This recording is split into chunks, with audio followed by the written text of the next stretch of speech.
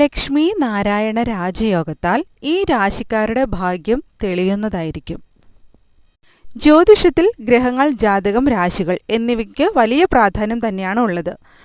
എല്ലാ ഗ്രഹങ്ങളും അതിൻ്റെ നിശ്ചിത സമയ ഇടവേളയ്ക്ക് ശേഷം രാശിചക്രം മാറുന്നു. പ്രത്യേകിച്ച് 9 ഗ്രഹങ്ങളിൽ ഭൂതങ്ങളുടെ ഗുരുവായ ശുക്രനും ഗ്രഹങ്ങളുടെ അധിപനായ ബുധനും അവരുടെ ചലനങ്ങളിൽ മാറ്റം വരുത്തുമ്പോഴെല്ലാം അത് എല്ലാ രാശികളെയും ബാധിക്കുന്നു. ഫെബ്രുവരിയിൽ ഈ 2 ഗ്രഹങ്ങളും മീനരാശിയിൽ സംക്രമിച്ച് ലക്ഷ്മി നാരായണ രാജയോഗം സൃഷ്ടിക്കാൻ പോകുന്നു. ജ്യോതിഷപ്രകാരം സൗന്ദര്യം, ഭൗതിക സന്തോഷം, സമ്പത്ത്, ഐശ്വര്യം എന്നിവയുടെ ഘടകമാണ് ശുക്രൻ. ശുക്രൻ ജനുവരി 28-ന് മീനം രാശിയിൽ പ്രവേശിക്കാൻ പോകുന്നു. ബുദ്ധിയുടെയും സംസാരത്തിൻ്റെയും ഘടകമായ ബുധൻ ഫെബ്രുവരി 27-ന് മീനം രാശിയിൽ സംക്രമിക്കും. ഇത്തരത്തിൽ മീനം രാശിയിൽ ബുധനും ശുക്രനും കൂടിച്ചേർന്ന് ലക്ഷ്മി നാരായണ യോഗം രൂപപ്പെടാൻ പോകുന്നു. മെയ് 7-ന് ബുധൻ മേടരാശിയിൽ പ്രവേശിക്കുന്നതുവരെ ഈ യോഗം തുടരുന്നതായിരിക്കും. അതായത് 69 ദിവസം ലക്ഷ്മി നാരായണ യോഗം നീണ്ടു നിൽക്കുന്നതാണ്. ലക്ഷ്മി നാരായണ യോഗത്തിൽ ഫെബ്രുവരി മുതൽ ഈ രാശിക്കാരുടെ ഭാഗ്യം തെളിയാൻ പോകുന്നു. അവർ മീനം.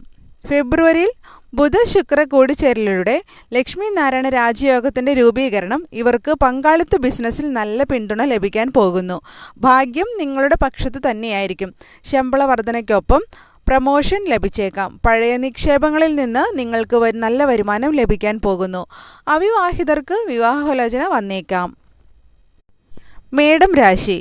പുതിയ വരുമാന സ്രോതസ്സുകൾ തുറക്കും. പൂർവിക സ്വത്തുക്കളിൽ നിന്ന് നിങ്ങൾക്ക് പ്രയോജനം ലഭിക്കും. ബഹുമാനത്തിൽ വർധനവ്.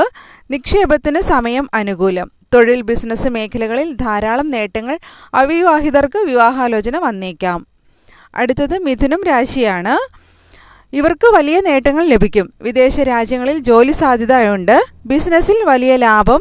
ഭാഗ്യത്തിൻ്റെ പൂർണ്ണ പിന്തുണ ലഭിച്ചേക്കാം. വീട് വാങ്ങുക എന്ന സ്വപ്നം സഫലമാകാൻ സാധ്യതയുണ്ട്. തൊഴിൽ രഹിതർക്ക് ജോലി ലഭിക്കും. പിതാവുമായുള്ള ബന്ധം കൂടുതൽ ദൃഢമാവുകയും ചെയ്യുന്നു. വൃശ്ചികം. ബിസിനസ്സിൽ ലാഭത്തോടൊപ്പം പുതിയ അവസരങ്ങളും ഉടലെടുക്കാൻ പോകുന്നു.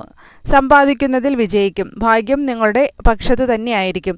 ജോലി ചെയ്യുന്നവർക്ക് നല്ല വാർത്ത ലഭിക്കുന്നതാണ്. ലക്ഷ്മി നാരായണ രാജയോഗത്തിന് ജ്യോതിഷത്തിൽ പ്രത്യേക പ്രാധാന്യം നൽകിയിട്ടുണ്ട്. ഇത് വളരെ ശുഭകരമായ ഒരു യോഗമാണ്. ബുധനും ശുക്രനും ഏതെങ്കിലും രാശിയിൽ നിൽക്കുമ്പോൾ ലക്ഷ്മി നാരായണ യോഗം രൂപപ്പെടുന്നു. അതിലൂടെ ചിലർക്ക് ലക്ഷ്മി ദേവിയുടെ അനുഗ്രഹം ലഭിക്കുകയും ചെയ്യുന്നു. അതാണ് ഞാനിപ്പോൾ നിങ്ങൾക്ക് പകർന്നു തന്നിരിക്കുന്നത്.